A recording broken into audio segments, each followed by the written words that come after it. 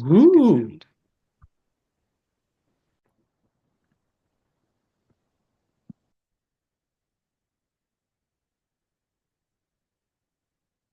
Hello, everyone. Thanks for joining us here today. Really appreciate it. The first thing I need you to do is to introduce yourself in the chat. The reason I want you to do this is that it's much easier for our speaker, Gareth, to do an excellent job with his talk if he knows who you are. So you might, for instance, say, so I might write, I'm Joe, I'm from Gorilla, and I am a psychologist, something like that. I might even say I'm in the UK. But so type your name, where you're from, what it is that you do, and who you work for. It's a great way of seeing who else is in the room, getting to know you, understanding where you're coming from.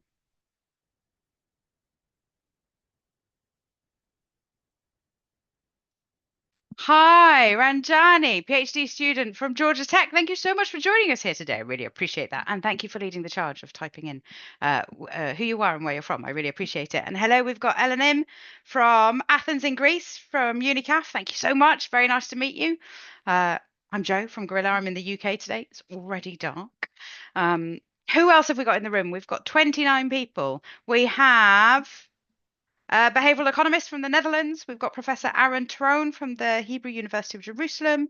We've got Harvey from the State University of Jakarta, Indonesia. Really nice to meet you. Must be quite late over in Indonesia. Thank you so much for making the time. Postdoc researcher Gina from Clemson University. Hi, Gina. Sophie from uh, Sweden. Uh, Catherine from Newcastle University, studying speech and language sciences. Thank you so much. We've got Andy joining us from University in Nigeria and Professor Nitin Wani from Mumbai, India. Thank you so much for joining us today, everyone. Thank you so much. Amber, a third year psychology student from the UK. So a really nice mixture, mostly academics, researchers at CISA in Italy. Thank you so much for joining us. Keep on writing in the chat. For anybody who's only just joined, hopefully you're following what you need to do. Open up the chat and introduce yourself. It's so much easier for our speaker, Gareth, to do an amazing job today if he knows the audience, who he's speaking to, where you're from. Uh, uh, you've all given lectures. You know how much easier it is when you know your audience. Right. I will take this opportunity. I'm not already sharing my screen, am I? I will share my screen. Am I sharing my screen now? You are sharing, Joe. Yeah. Fabulous. Thank you, Johanna. So let me introduce our speakers today. We have Gareth. Oh, I'm going to do Andrew first. So we have Andrew. Andrew is a staff researcher at Prolific, leading the behavioral science arm of the sciences team. With a BAc in psychology, MSc in neuropsychology, and PhD in cognitive neuroscience, Andrew's work focuses on online methodology, data quality, and public opinion polling. His work has featured in The Independent, Financial Times, Psychology Today, SciPost, and many peer-reviewed journals. Andrew, would you like to tell us a little bit more about yourself? Sure. Thanks very much for the intro, Joe. Yeah, good afternoon, everyone, or good morning, or good evening, wherever abouts in the world you are. Really excited to be here today. As Joe said, I work for Prolific. I lead the behavioral science side of the sciences team, which is a pretty new team at Prolific, but we're kind of focused on anything related to online methodology, data quality, public opinion work, a lot of kind of AI work nowadays as well. I wanted to take just a few moments just before we get into the meat of the talk, just to introduce Prolific to those of you who aren't familiar with it. So, really, what Prolific is a technology company that essentially hosts one of the highest quality and largest global panels of respondents around the world. So, we actually started about 10 years ago at the University of Oxford when our two co-founders were really struggling to find participants for their research, which I'm sure most of you can probably relate to. So they actually ended up building an app, and that app would connect researchers at the university to participants outside of the university, which happened to be around kind of Oxford City. And then from those very, very humble beginnings, fast forward 10 years later, we're now a team of about 200 people. We've got about 35,000 researchers using us. So that's researchers across academia, AI model developers, corporate researchers, market researchers. And we host a panel of about 250,000 active participants all around the world. So about 38 countries around the world, mostly UK, US, also a bit of the EU. And really what we do is we make those participants available for you to run your research. That's kind of my high level intro to Prolific. I'm actually going to be a bit of a silent partner as a speaker in this presentation because Gareth is the genius behind it. So I will be around at the end. If you have any questions about the kind of sampling side or Prolific or anything like that, I'm more than happy to take those questions at the end. But for now, I'll pass back to Joe. Thank you so much, Andrew. And then I will introduce our keynote speaker today, Gareth. Gareth is the Director of Consumer Psych at Decide. He has a PhD in consumer psychology. Past clients include P&G, Nestle, Unilever, Kraft, so really huge brands, as well as the UK government special branch for counterterrorism. So a really varied portfolio there. He's a former professor of consumer psychology who's worked in North Wales, Paris, and Geneva, and a chartered psychologist. I'll let Gareth say a little bit about himself now. Cool. So thank you. Can I share my slides? Yeah, sure, why not? Could you turn off your slides? Yes, like that. Cool. Done. Yeah. So, as Joe said, I'm Gareth Harvey, and I'm a consumer psychologist and chartered psychologist. And my background is a little bit weird for a psychologist. Started off in marketing, and I was that really annoying student in the class. So whenever someone said, "Oh, you need to do this to grab attention," I was like, "Why?" Or if someone said, "You need to do this to make it more memorable," again, I was that annoying person who asked why. And after doing an undergrad and master's, I kind of realized maybe I've done the wrong subject. And that's when I switched over to do my PhD in consumer psychology.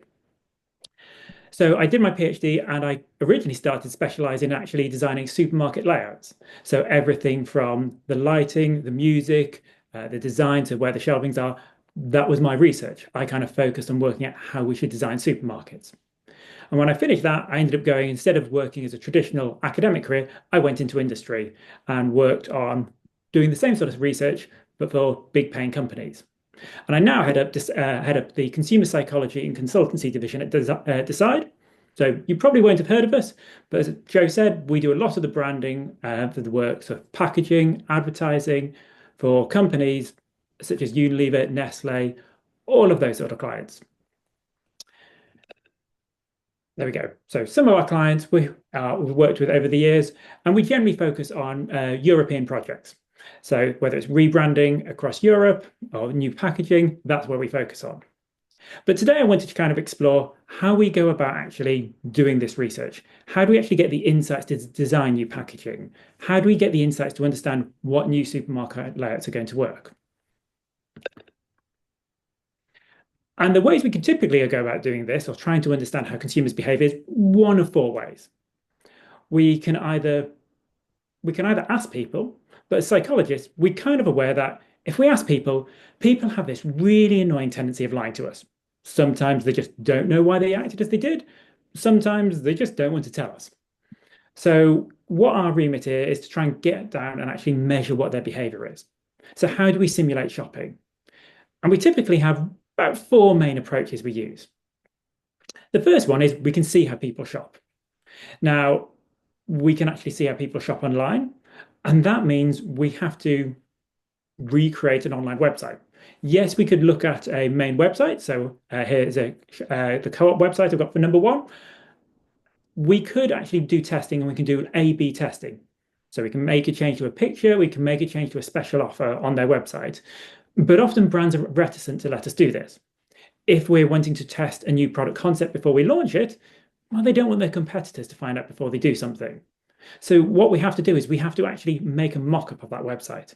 So at Decide, we've got our designers, and we will regularly make mock-ups of a website, host it on an off-grid server, and try and work out how that goes.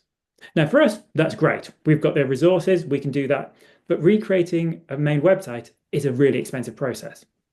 In academia, when I was doing this in a university, we'd have to possibly mock up things using something like Wix, option number two. It's never great. You have to pay for things. It doesn't have the same functionality, and it will never look like the actual client's website. So this creates a little bit of a challenge for us. So it works in academia, but in industry, it's something we try and avoid. So option three, well, option three is the option of where we have fake shops. So when I was the director of the Laboratory of Consumer Psychology, we had an artificial shop. We'd have aisles in there, we had we had real products in there, and would record how people shop through it. It's time consuming, it's really expensive to stock and set up, and there's some legal problems. So if we wanted to have any products in there, such as alcohol, we actually needed to have a full license from the local council. And if you've ever tried to get anything from a council, it's really challenging. Likewise, just being able to simulate things, there are challenges in there in terms of getting all the stock, making sure they don't go out of date. And the shop we had, it was, I don't know, about 10 meters by 10 meters. For a university lab, that's huge. But actually, it's tiny compared to a supermarket. Typical supermarket in the UK will have around 40 to 60,000 SKUs or stock keeping units. We were probably around the 5,000 mark. So it just doesn't recreate it. The other option is, about 5 years ago, everyone got really interested in augmented reality. So we have artificial supermarkets. We get people to wear glasses and we put them in a big sports hall, and we'd actually create a full-on mock-up of what a supermarket would look like. We used to do it reasonably regularly. The problem is this is something only the biggest companies can do.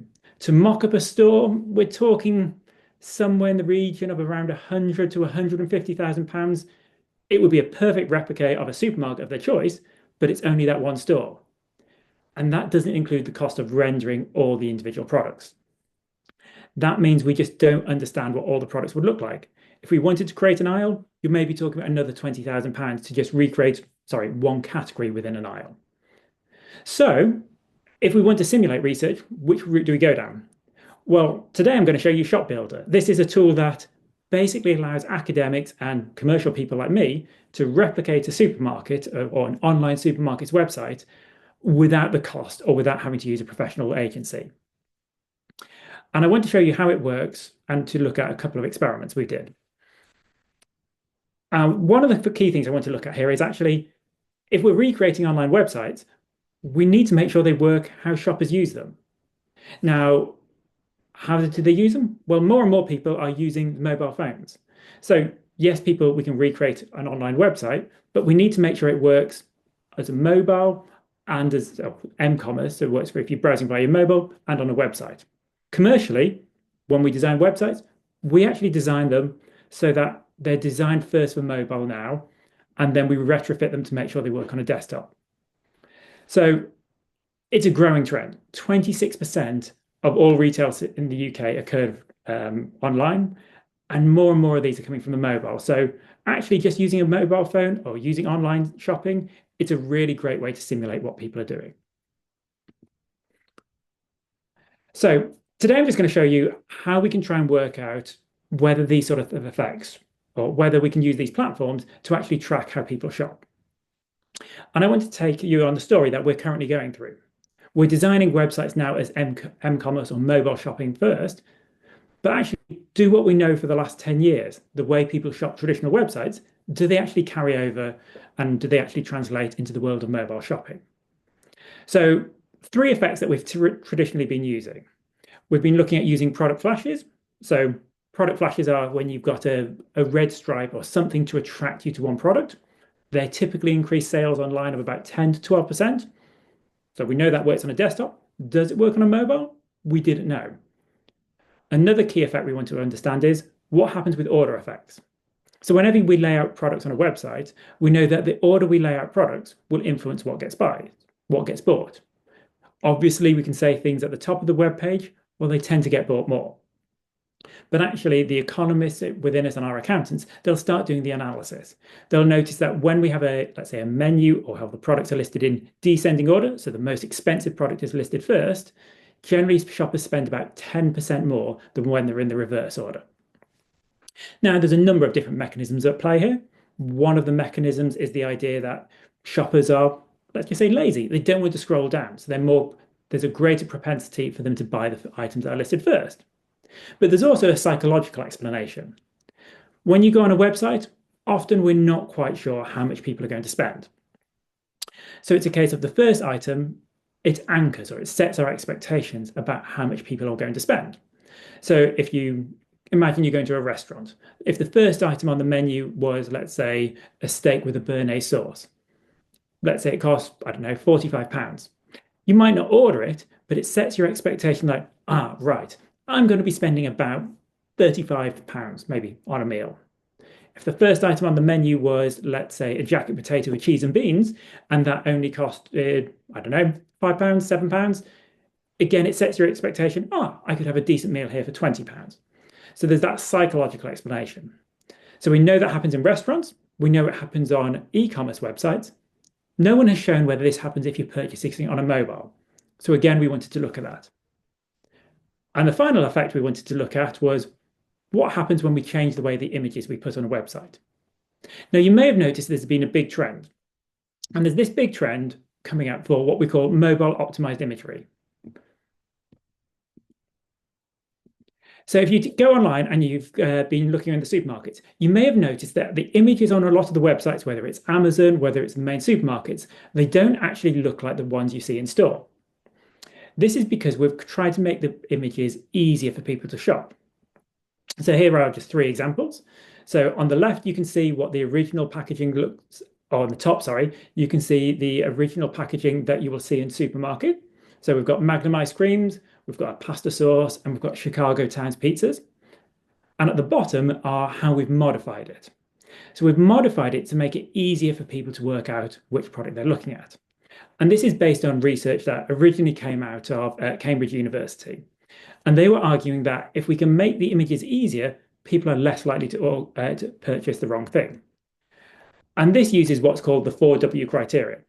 So by looking at the picture, you need to be able to know what the brand is, or who the brand is, what their product is, what variety is it, so in a pizza, what flavor is that pizza, and how much of that pizza is there. So if you look at the images here, if you see the one for the Magnum, we can see there are 4 different Magnums there, but it's hard to work out there's 8 in the pack. That 8 is actually really hard to see. It's on the right-hand side, but it's small.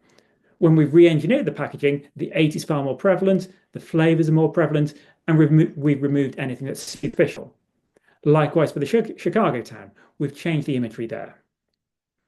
And the reason we do this is, A, the retailers insist, and they claim that it has this big uptake in sales. So when Persil did it and they re-engineered it, a 2.5% uptake in sales. Likewise, the Magnum example, nearly a 20% uptake, or over a 20%. So we've got all this really exciting data showing this is what happens. But often we don't know where this happens actually now. Now everyone's made this change. Has the effect vanished? Do we need to keep on doing it? So we wanted to test this in the mobile environment. So how do we go about this? Well, we went about this and we used the Gorilla Shop Builder platform. So rather than re-engineering a website ourselves, which is what we traditionally do, we went in and we used Gorilla and we replicated the website for Carrefour. So rather than using a website that people in the UK would already be familiar with, because that brings in all sorts of complications. People might think if we use Tesco, they might have a bias towards it. If we use Asda, it's a supermarket which is slightly less premium or the cheaper end of the market. So that might have influenced which products people bought. So in this case, we thought, okay, we'll replicate Carrefour, a website of a supermarket well established in France, but one that they're not familiar with. And we told participants that they're going to complete an online shopping task. And what we're going to ask you to do is to replicate it. Now, Carrefour, the French supermarket, were considering opening some stores in the UK. They weren't, that was just our cover story. And we wanted to understand how British consumers shopped. Now, it's impossible to recreate everything there. So what we did, we ended up recreating certain parts of the store. So we recreated the foot care, the ready meals aisle, and some alcoholic drinks. And we gave them a brief of what to do. So we gave them a brief that they were either going to be purchasing some pizzas, they had some friends coming over, or they were going to be buying some foot care products. And we were testing, as I said, 3 different concepts. We either had 20% of the products contained product flashes, so like the special offer on the left-hand side. We either had one version of the experiment where we had the products listed in either ascending or descending order. So you either saw the most expensive products first at the top of the page or the cheapest ones.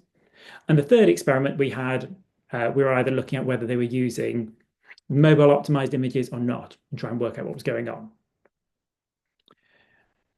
All the participants we had for these experiments, we recruited through Prolific. And compared to how we normally have to recruit participants, this made life so much easier. We were able to recruit 2,500 participants in under 24 hours. And the bit that makes it really exciting from my point of view is we were able to say that we wanted to get a representative sample. So a sample that was balanced based on age and gender. So it wasn't just like if I was recruiting in a university where there is a tendency, shall we say, to recruit just students or just people in that age of 18 to 24. I was able to get a really nice balanced sample in under 24 hours. So just over half were male. So 1,200 participants were male, 1,100 were female. Complete spectrum of ages from 18 to 88, average age at about 41, and the average income there was about 42,000. But we had a couple of participants who were earning over 100,000. So it meant I got a really nice representative sample, and it meant I was able to generalize the results, which is something I often can't do when I'm looking at using university data. For those of you who want to know what the experiment actually looked like, this is a short video clip that's hopefully going to play.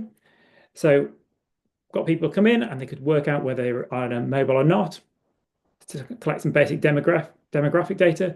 And here we gave them their consent form, information about the task. So they've got 4 friends coming over. And in this case, they're in the condition to buy some frozen pizza. They could navigate it using the tabs at the top, click on it, find more information. They could go through and add things to basket from the product page where there's details about the recipes and things, or the nutrition guide. You could buy multiple versions of the same product. You could go through here and search. There was the search bar at the top. If people wanted to shop in there, they could get that information, or they could just buy straight from the homepage.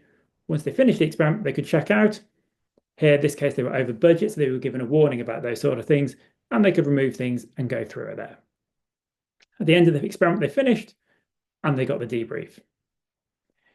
Once all that was done, this just shows how easy it is to get the data from it. So just go into the back end of Gorilla, download the data, and it comes straight out into a nice Excel spreadsheet, which you can clean up, filter in here, and then you could export it into whichever statistical package you like to use. So whether that's R, or if you're into that, JASP, SPSS, the data could be analyzed using all of those sort of packages. For those of you who are kind of more interested in seeing the back end of the experiment, this is kind of what Gorilla looks like from a design point of view. So here you can see the experiment with multiple start nodes, depending on if they're in the mobile condition or if they're in the desktop condition. The experiment would automatically assign people to certain conditions, so whether it was an ascending or descending one. All the product images were uploaded straight from either a file or from an Excel datasheet. So you can see some of that information there. Again, these are all the product images for whether it's the mobile optimized or not, if they're foot care or not. And this just is demonstrating how easy it is to change the condition of things. So products will be listed if they were in the ascending condition or descending one. Just work how we can change those sort of things. Products could be automatically updated from here. We've got the label. So this is where I uploaded the special offer label, and that could be a flash that could automatically be turned on or not. It could be randomly assigned to all or 20% of products, or if we wanted to, we could say it's only going to be applied to a certain number of products in the experiment. So that could have been predetermined before the experiment started.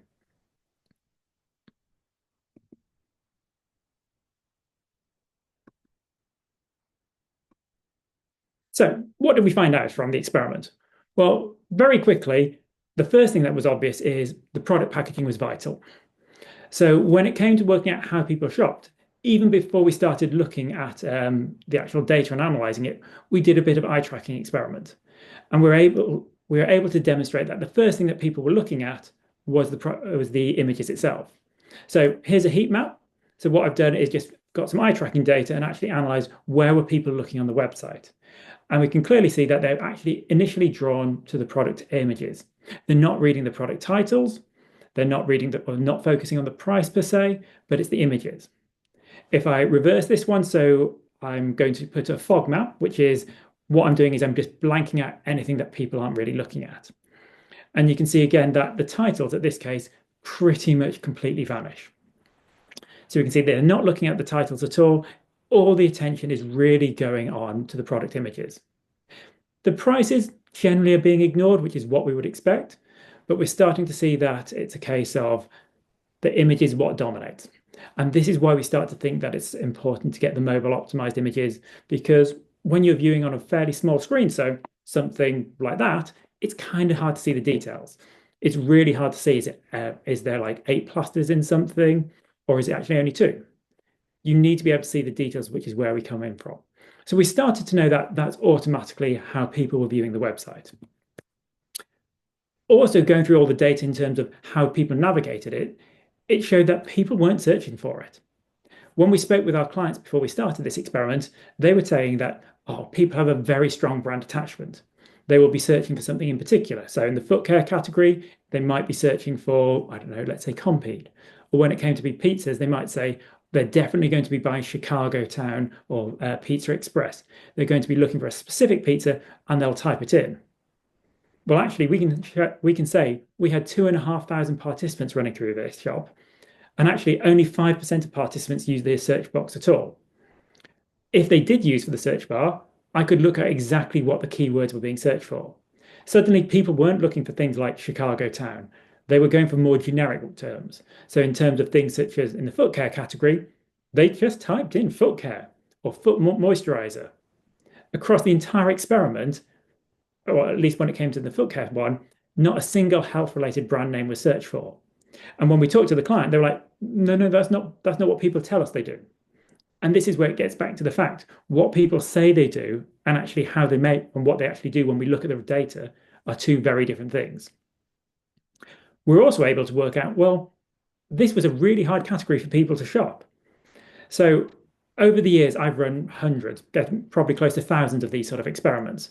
And we could look to see how long it took people to reach a purchase decision. In this case, we were able to see that people took a really long time to make a decision. In the healthcare category, people took about 4 times longer than they would normally, or than we'd normally expect them to make a decision. Now, this was an experiment, so they went through and they were being paid, so they kind of got to the end of the experiment. When we analyze the data from, say, the leading supermarkets websites, generally speaking, people will not spend this long in a category, even in a category they're really invested with. They just won't do it. What we find is that they would just abandon the purchase. They give up. They think, oh, I can't understand what I'm looking at. If you can't find the details, they give up. So it's a case of saying, well, for our clients, they need to be more signposting to try and help them understand it. Likewise, we probably need to give a bit of education somewhere along the way. We need to give them educational signposting to help them navigate the category when it came to healthcare and work out what people should be looking for. But I said at the beginning, we were looking to try and understand a couple of key findings, trying to work out do people shop on the mobile in a different way to if they're shopping on a desktop or even the real world. So as I said, at the start, we know or we would typically expect that shoppers spend about 10% more when they're actually when the prices are listed in ascending versus descending order, whether it be a restaurant menu or whether we're actually looking at this online. And actually in the experimental shop we've developed, that's pretty much what we saw. So when we use Gorilla, we actually were able to find that people spent about 7% more when their products were listed from high to low versus low to high. So fractionally off compared to what we typically find, but it's in the, shall we say, margin of error. So it's able, from my point of view, it gave me the confidence that we can use Shop Builder. Shop Builder replicates the data that we have in the field. But when I run this experiment in the field, trying to be able to redesign a menu or trying to get a client to agree to all these changes, that would be taking 6 to 9 months to be able to negotiate. Collecting the data is going to be taking maybe another month. Using Shop Builder, I was able to collect this data in 24 hours. The data came in a really nice format for me to analyze. There was no confidentiality issues with that. So we were able to show that I could replicate a real world experiment using Shop Builder in about, let's say, call it a week with the data analysis in there. The only downside from my point of view is I was expecting there to be a difference in how people shop via a desktop and a mobile. That just didn't hold true. In fact, we found no difference whatsoever based on platform. So the anchoring effect, if it is an anchoring effect, was identical in the online platform when it's an e-commerce one versus a mobile one, which is, from my point of view, kind of good. Were there any difference with m-commerce? Well, pretty much. I wanted to know, how do people navigate? Again, it's because that changes the way I design my clients' websites. And we kind of found that they're kind of the same sort of thing. Shoppers navigate in the same way, but they will got a little bit more frustrated with those sort of things. They're still navigating using the menus, they're not using the search bars, but they seem to be less willing to keep scrolling. So actually, people are more likely to be purchasing things at the top, or at least the very top of the bars. So you're starting to see some shoppers where those first 3 or 4 items were selected far more than if they're in the other one. And then the product photos seem to be really key here because they're looking at the photos.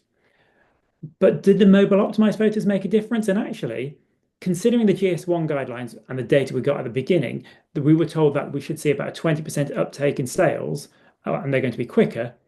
That's not what we found in the experiment. When we started looking at this, if every product on the website was mobile optimized, there was absolutely no difference in sales. And that started getting us thinking, well, what's going on? Why have we got these differences occurring? And I think it is a simple case of it's a comparison effect. When the original research was done by the GS1 standard, they were starting to say, well, let's say the Magnum ice creams are going to be mobile optimized, but nothing else is. Likewise, they might start to say, if it was a case of, let's say it was the tin of Whiskers, Whiskers might be the only brand that was mobile optimized and no one else is. Now everybody is mobile optimized. If you want to list on a lot of the supermarket websites, they will only stock you if it's mobile optimized. In my shop I had here, the online one, every product was mobile optimized. So it was a simple case of, by comparison, you didn't notice the difference. It was just how you shopped. What would be interesting to say is if we only had like 5% or maybe 10% of products that weren't mobile optimized, which might replicate the way that you might find on, should we say, some slightly less sophisticated platforms, do you get the same trend? And my guess is those 5 or 10% of products that weren't mobile optimized would be purchased, maybe, I don't know, sales could be down 50%, somewhere in that region, because of that comparison effect. So it's sort of become an arms race, or the prisoner's dilemma, that sort of effect. If nobody does it, you're fine. But once one person makes a change, every retailer has had to embrace this change, which has been quite an expensive process for brands having to redesign each piece of their packaging. And finally, we wanted to know what happens when it comes to product flashes. Do product flashes, these special offers, make a difference? And actually, when it comes to comparing the desktop versus the mobile, we found a bit of a difference. But if I'm honest, I was expecting it to see a bigger change in the platform. So shoppers are 12% more likely to buy a product when viewed with a product flash on a desktop than a mobile. And the reason we think this occurs is how the products are presented. When you're presenting them on a desktop computer, you get a grid format. It's something like 7 by 3. So you can see 7 products across, 3 going down, depending on what you're looking at. As soon as you start seeing them on a mobile, that effect vanishes. So it's a case of you can only see 1, maybe 2 products, and they're in a list. So we're starting to see that difference coming up here. So when we can see them, we're seeing those sort of things with the product flash. 12% of our product was 12% more likely to be bought when it had a product flash on a desktop, and it was only at a 3% uptake in sales when we're looking on a mobile. So we did get that effect there, but it was nowhere near to the same extent that we're sort of expecting here. So it's trying to work out, where do we take it from? Simply, yeah, do product flashes work? Yes, but not to the extent. The big one for me is the anchoring effect is still there, and anchoring, although it's no stronger on a mobile. And we've got to the situation where actually all brands need to make sure their products are mobile optimized, regardless of whether you're selling on a mobile or desktop site. Everything's going to be kind of key here. But in some ways, what I found most exciting about running the project was actually starting to look at some of these things and try and work out, how do people navigate the site? Not our specific hypotheses, but actually looking at the data, or looking at the data that's collected around it. And actually suddenly realizing that the eye tracking data showing that our product imagery is far more important. Actually, what our product is called is important for search engine optimization, but it wasn't important actually for trying to work out what was bought. Likewise, trying to understand where we go with these sort of things in terms of how those categories are designed suddenly becomes important.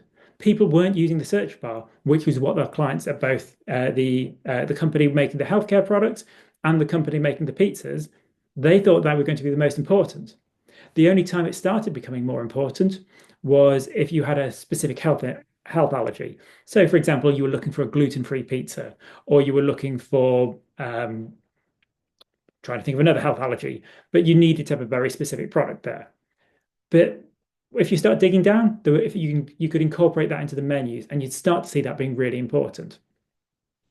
So the clients we worked with, they've kind of really thought carefully about how they design those menus. This became the big takeaway for the clients. We're aware of effects like the choice overload effect, the idea that if you're presented with too many choices, people get overwhelmed. So they were thinking, well, how do we design the menus so that each menu will have maybe 5 to 7 products in there? So they wanted 5 to 7 products under each menu tab, but without having too many levels of hierarchy. That's something we ended up taking from this project and redesigning. We've worked with one of the clients, and they've really focused on trying to work out what can they do in terms of changing their product imagery. So one of the companies we did with the pizzas, they've actually just gone through a rebrand. And based on some of the research on this, we've tried to really make sure the imagery is optimized to make it easier for people to purchase. So that's a really quick summary of the research and where we kind of looked at. If you've got any questions about either this project, actually trying to record and understand how we collect consumer data, should we say, outside of the lab in the commercial sector, unlike academia, drop me an email. My email address is there, gareth.harvey@wearedecide, or it might just be easier to find me on LinkedIn. I'm fairly active on LinkedIn, posting a couple of times a week. So if you've got any questions and you don't want to ask in a public forum, find me there. If not, I'm happy to answer any questions anyone has here. Gareth, thank you so much. That was absolutely brilliant. That was completely fascinating. There are so many surprises in there. Like only 5% of people use search. That takes me completely by surprise as an avid searcher. So everybody on the call, could you in the chat just say one thing that you took away from that presentation from Gareth? It's always nice to get that feeling from the room that you've managed to do a good job, that you've managed to convey some useful information. You could consider that your thank you to Gareth for having put that together. While you're doing that, and while you're thinking of your questions, which are going to come to you next, I am going to tell you a little bit more about Gorilla and Gorilla Shop Builder in particular, so that you have a bit of that context. So let me share my screen now before we go into the questions. Can you see my screen? Yes, Gareth? We can. Brilliant, fantastic. So at Gorilla, we make powerful and easy to use tools for experimental psychology and related disciplines, essentially any discipline where participants go in and wonderful behavioral data comes out. How we saw the research landscape is that back in the day, before we started, there were lots of really useful online server builders. They were really, really easy to use. But as soon as you wanted to do something beyond a survey, you were stuck coding in your lab, which was tremendously powerful, but difficult, slow, and hard. And what I decided is that there should be a platform like Gorilla where you don't need to code, but you could create all of that complexity that you can create in the lab with coding, but you can also put it online as easily as with online surveys so that you can collect data at scale with ease. And to a large extent, we've succeeded. Here's one case study.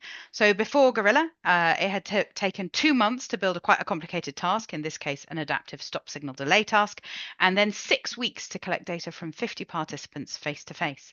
Once Jade had switched to Gorilla, it took her 1 to 2 hours to build this complicated task and about an hour to collect the data using Prolific from 50 participants. She could have collected data from 500 participants in an hour.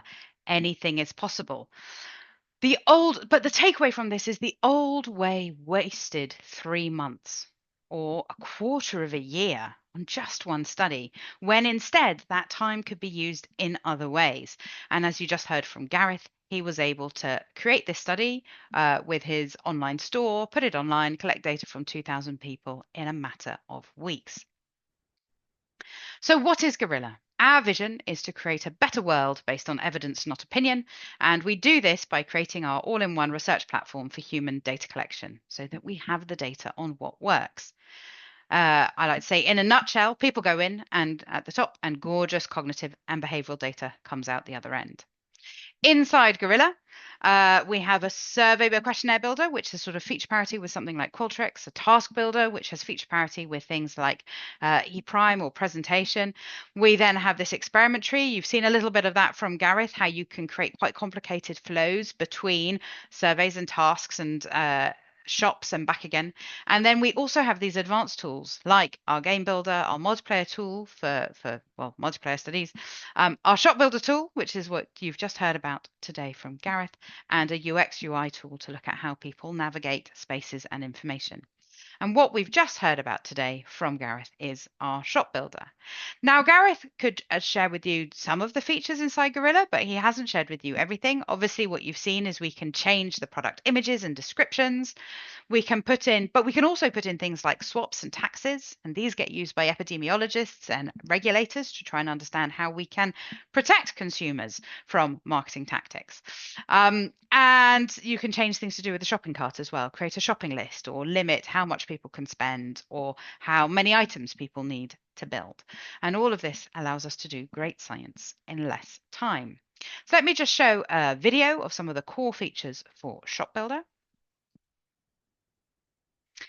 With Shop Builder, you can create this realistic shop with menus that you can navigate around. You can upload your products, your pricing, your messaging, and more.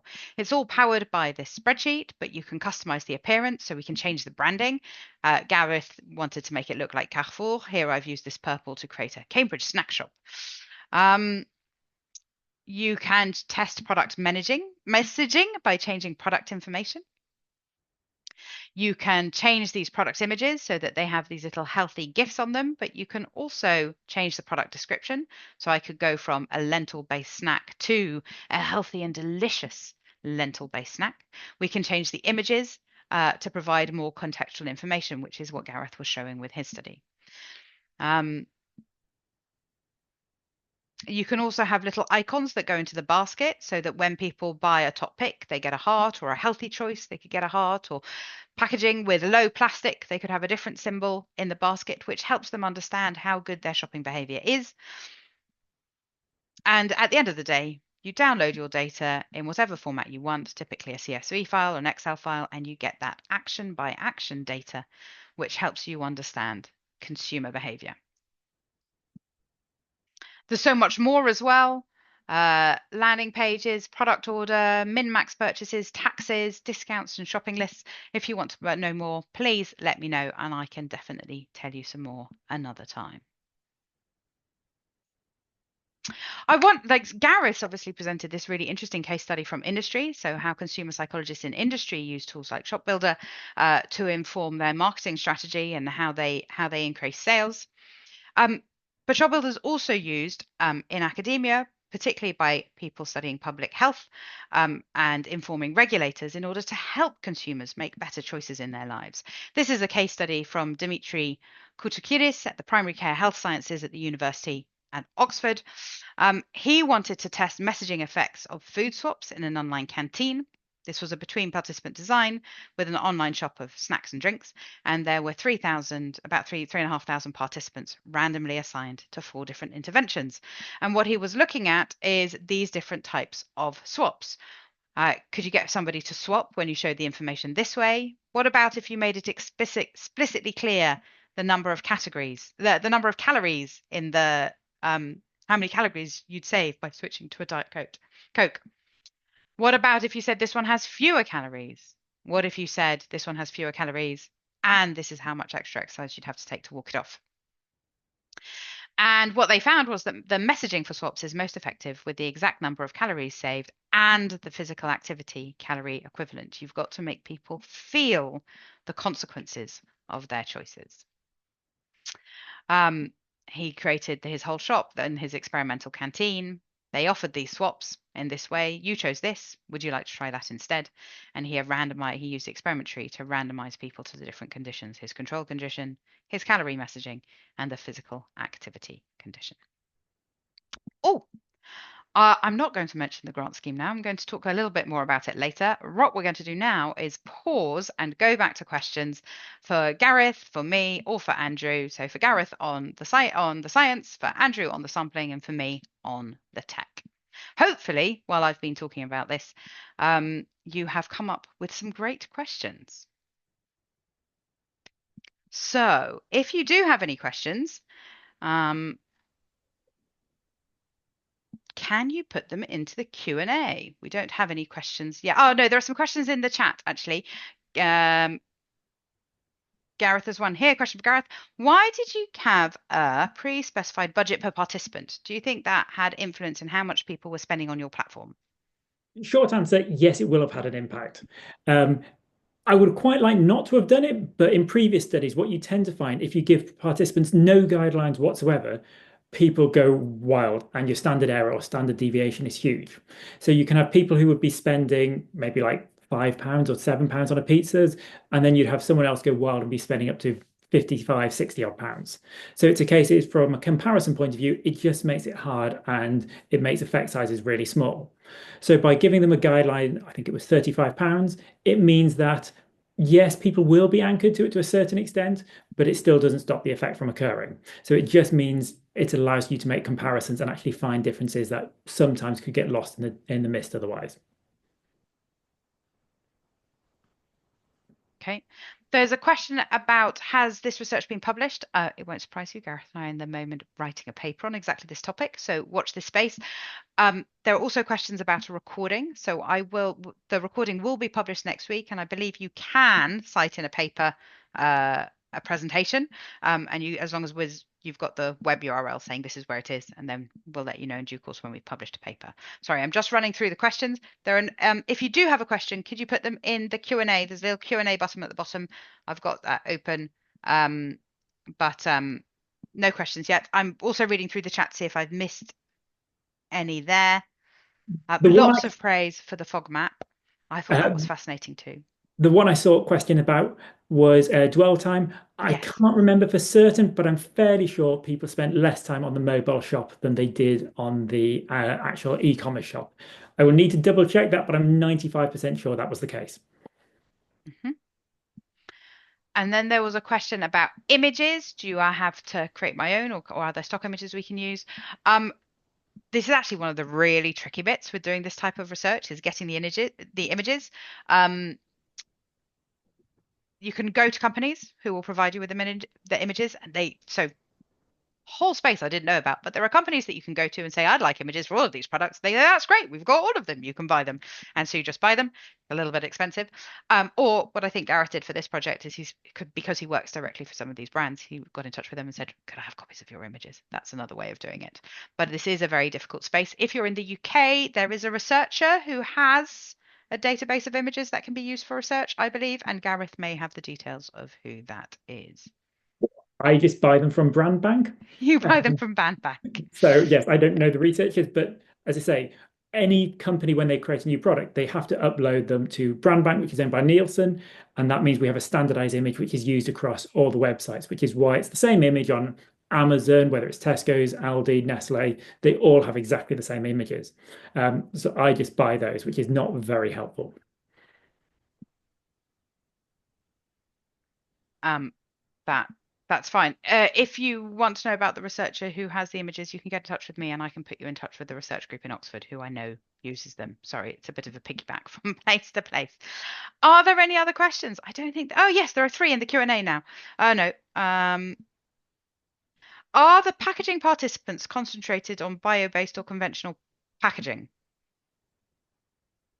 In our data, we didn't find anything looking at those sort of things. So there was no keywords, but I will admit that the shop was not set up for whether it was bio-based or things. So what I found in previous experiments is the case of the short answer is no. Self-report data will say that participants are really interested in it. And then when we actually come to analyzing the sales data, the sales doesn't reflect it. So again, it's another reason why I really like collecting behavioral sales data versus self-report. Fab. I'm going to go back at this point to our grant scheme. 1 minute over here and tell you a little bit about this. So as I promised, we're going to be launching another grant scheme later this year. This one is for people who do research, want to do research or teaching using our tools. We have lots of undergraduates using Gorilla because it can be really fantastic for teaching research methods.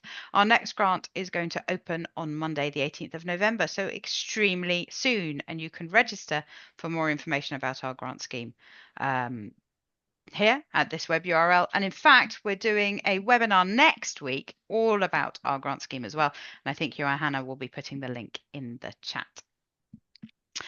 Just so you can start dreaming into what's possible, I'm just going to show you a couple of videos at about 90 seconds each. So with Gorilla, what we're talking about is lab quality experiments online.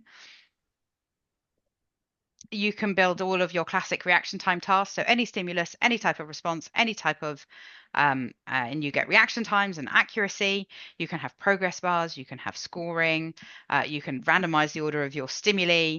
And it's super fast to build in, and it allows you to run these sort of classic psychology tasks online with ease.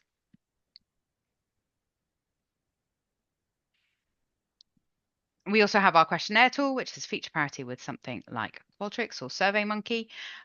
So you can have Likerts and drop downs and sliders and scoring and scales and subscales, all that power that you need for doing good questionnaire-based research. And then, of course, because it's in Gorilla, you can combine your questionnaires with tasks to get the most insightful data. And then there's the experiment tree, where you can link your participants' protocol from a questionnaire to a task, back to a questionnaire. You can put in randomization so that you're putting people, this is a between subject experiment. You can also do within subject experiments with counterbalancing and crossover designs. The possibilities are endless. There are also lots of advanced tools that are possible within Gorilla. We have eye tracking with the webcam, mouse tracking with the mouse. You can do drawing tasks. That was actually mouse view, which is a sort of combination of the two. Sorry, you can do drawing tasks. You can create social media simulations. I really love these. You can create navigation simulations, see how people walk around real stores. And using the same techniques, you can create UX UI simulations, see how people navigate around a website, what they remember, what they forget, how they navigate, and you get the click-by-click metrics. We also have a game builder with particles and animation effects, which makes it much easier to get high-quality data from kids who don't like sitting through our boring cognitive tasks, and a multiplayer tool complete with text chat and video chat for running experiments in a social context. And then, of course, you've been hearing about Shop Builder today. Gorilla's been used to collect data from over 3 million participants. It's been citations from in over 2,000 papers. It's used at over 1,000 universities globally. And over 300 experiments sorry, are launched every week. And if some of that piques your curiosity, these are some of the next steps you can take. You can sign up, or you can chat with me or one of our research specialists. So that's it from me. Before we leave today, I want to say a massive thank you to Gareth and Andrew for being here today and making the time, for being involved with this experiment. We haven't heard a lot from Andrew today, but I have to say he was instrumental in this study. It wouldn't have been possible without him. He had excellent advice on the sample recruitment to make sure that Gareth got the high quality data he needed. I think that's probably often what it feels like at Prolific, isn't it? Is that your work is so brilliant and so important and so fast that there's very little to say about it other than the fact that it went from not done to done like that. Often, and yeah, and because of that, it's quite a nice problem to have, to be honest. Yeah. Fab. And Gareth, thank you so much for designing the study, talking to the brands, putting it all together, coming up with interesting research questions, and presenting that data to us today. I really there are enjoyed a couple hearing more about it. questions, Jay, in the chat now coming up. Okay, and we do let's have see. a few minutes left, so maybe Oh, we could have a look at those. There was something about So voice-based nowadays, search. real online shops have shopping assistant chatbots. Does Gorilla Shop Builder have the functionality to integrate chatbots into the mock-up shop? Not at the moment. We do have integrations with chatbots. In fact, it's one of the things I was looking at yesterday. So we now we can connect to LLMs and you can present that information. We're working on a new and improved version of the shopping tool, which will allow us to integrate more of our wider tools into the shop. And at that point, it might be possible to combine a shop chatbot, but it's not possible at the moment, not on a sort of like split screen basis. Has any work been done on analyzing discounts? Just curious. Thanks. Love the presentation. A Gareth? huge amount of work has been done on discounts. So we reckon that a supermarket typically gives about 20% more margin than they need to. So if you go around a supermarket, whether it's a buy one, get one free, 20% off, 20% extra, they're all different and they work in different categories. So a huge amount of research in that area.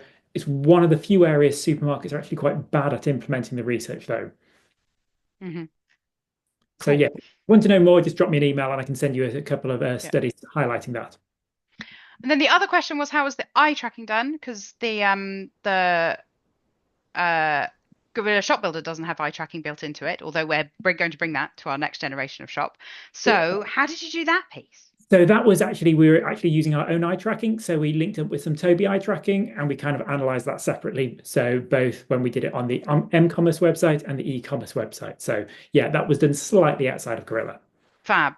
But that's nice because you can always get somebody into Yeah, your lab, you put them in front of a Gorilla study, you give them the eye trackers, and you get all that exactly. information, which allows you to get that richness and precision of data on a much smaller sample, but layer it over this huge data set about the behavior. And it's the combination of the two that's so powerful. Yeah. But all the data Yeah. about how people navigated, what they typed, what they didn't, which buttons they clicked, all of that came from Shop Builder. Fab. I'm just trying to see if I've missed anything. So can the gaze fob map be used on smaller screens like mobile? I think you've just said yes to that. Yes, we can. We do it lots of Fab. the time. In Yeah. fact, most of the research and web design is now based around mobile first. Yeah. And then the last question is about integrating voice-based search and text-based search in Gorilla. We have text-based search in Gorilla in the shop. We don't have voice-based search there yet. We do have the ability to there are lots of researchers who use Gorilla for auditory studies, and so we have the ability to collect data via the microphone. We don't have the ability to transcribe that directly into text and put that into the search. Could be something that we add with Shop Builder too. That's a really nice question. Thank you very much. So cool. Thank you so much for everybody who has stayed and enjoyed this presentation. I know some people had to leave early. Could you all join me in showing your thanks and appreciation to Gareth? Write something in the chat, something you took away, or just a big thank you. And it just helps us know that we've done a good job and to make sure that we've left you with food for thought. Thank you, everyone.